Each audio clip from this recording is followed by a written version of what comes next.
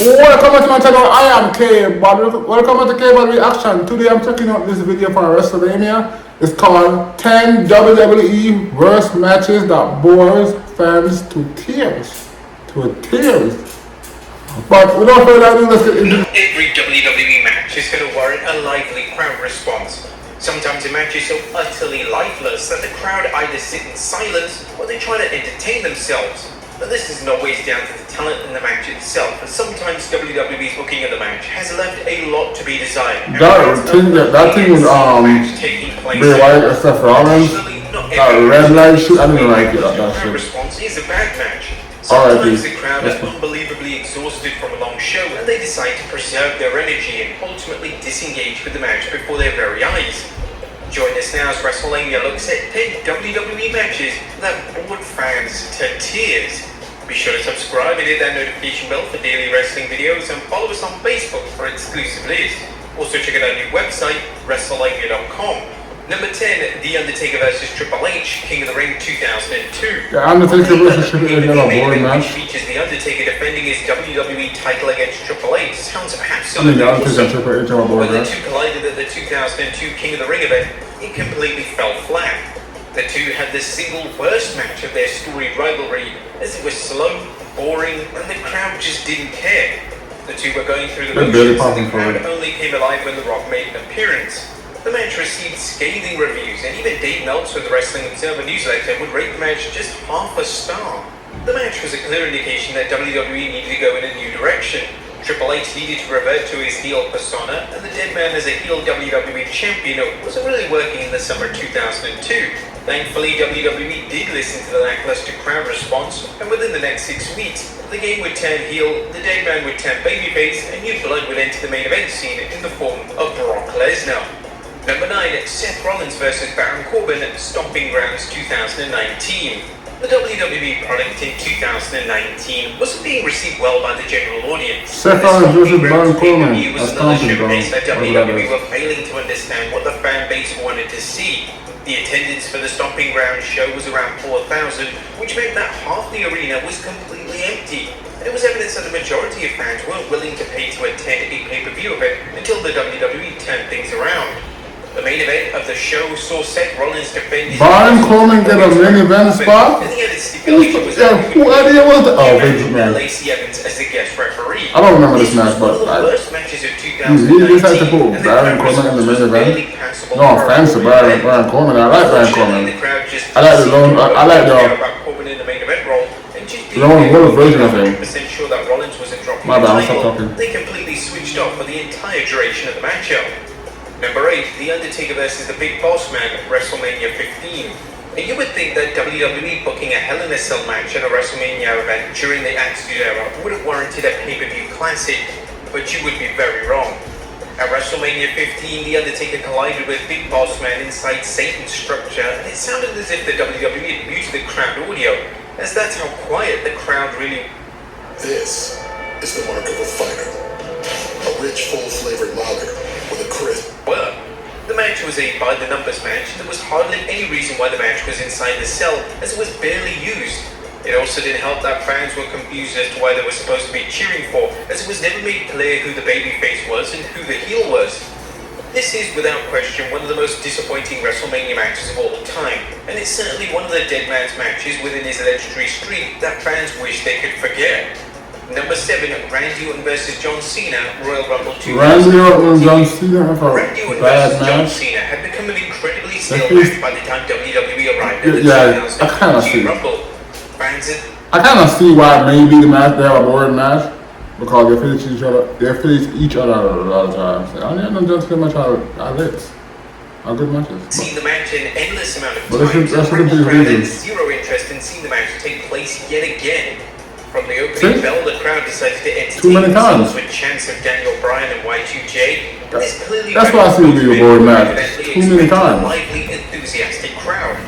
After around 10 minutes of the crowd either not reacting or chanting for people who weren't even in the match, the two attempted to do something new and would begin to use each other's finishing moves.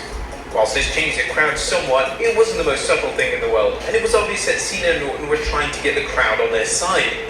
The biggest reaction to the match was when the Wyatt family appeared, which would ultimately R.I.P. lead to Orton picking up the win with an RKO.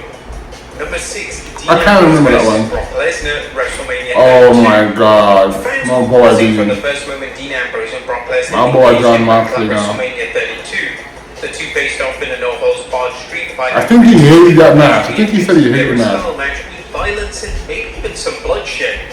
Minutes into the match, it became apparent having a generic Lesnar-style match, whilst Ambrose sold like his life depended on it. Fans weren't just bored, they were incredibly disappointed, as this was a huge WrestleMania match and arguably the most anticipated matchup on the entire card. According to Ambrose himself, he had some crazy ideas for the match that the crowd would have loved, but Lesnar shot virtually every single one of them down.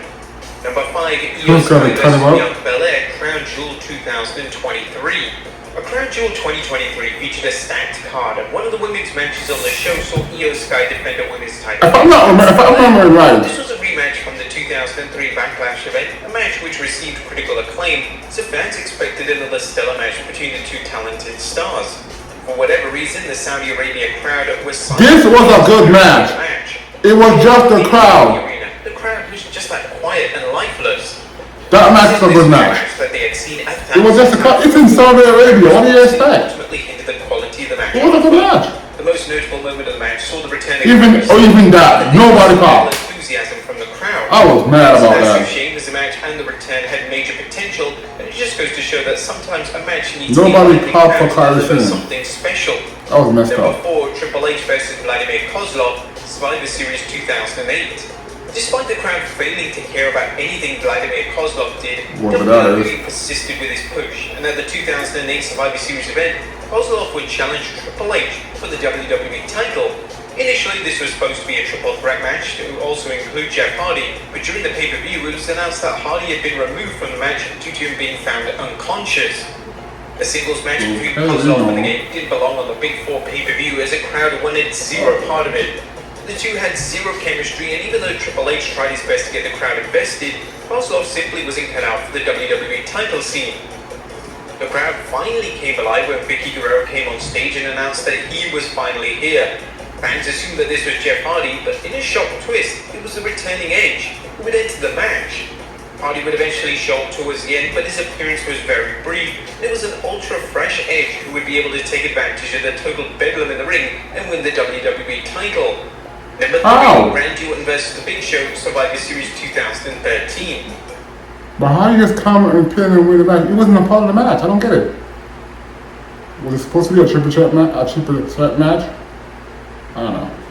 The WWE's outright refusal to feature Daniel Bryan as the top guy in the company meant that Survivor Series 2013 was main evented by Randy Orton vs. The Big Show for the WWE title. This match was quite rightly heavily criticized, as it was unbelievably boring and dull, and the fact that it main evented a huge pay-per-view was truly baffling. The match lasted just over 10 minutes, and the action was insanely generic, as the two awkwardly exchanged basic moves and spots for the duration of the match. Orton would eventually get the win with the worst-looking punt kick of all time, and after the match, John Cena would make a surprise appearance to promote the upcoming Unification match.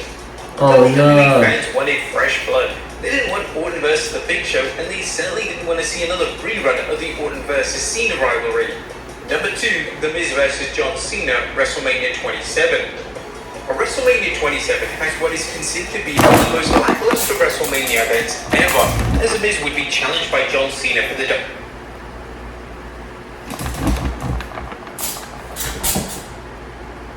Number 2, The Miz vs. John Cena, WrestleMania 27. WrestleMania 27 has what is considered to be one of the most lackluster WrestleMania events ever, as The Miz would be challenged by John Cena for the WWE title. The match suffers from a distinct lack of chemistry and a crowd that were completely exhausted. The crowd had used up all their energy for the But then John Cena was my God. They were acting to The Miz and Cena match as if it was a standard match on Raw or SmackDown. Back then John Cena was good. No, I'm sorry to John Cena fan. And Triple H vs. Randy Orton at WrestleMania 25. WWE had successfully delivered a compelling feud for the WWE title heading into WrestleMania 25. The feud between Triple H and Randy Orton, though it had been done before, had a brand new edge thanks to Orton's vendetta against the McMahon family. Fans wanted a match that would push the boundaries of the PG era, and there was also a hope that the match would feature a swerve or two. Sadly, the Game and Orton had the exact match they delivered 100 times before, and the crowd immediately disengaged. Fans wanted to see something new in the match, but Triple H and Orton were wrestling as if the two weren't in a heated blood feud. They also added the stipulation that if Triple H was counted out or DQ'd, then he would lose the WWE title. This was also another factor that killed fans' interest in the match, as the moment the bell rang, fans were fully aware that the match wasn't going to be able to deliver what they wanted.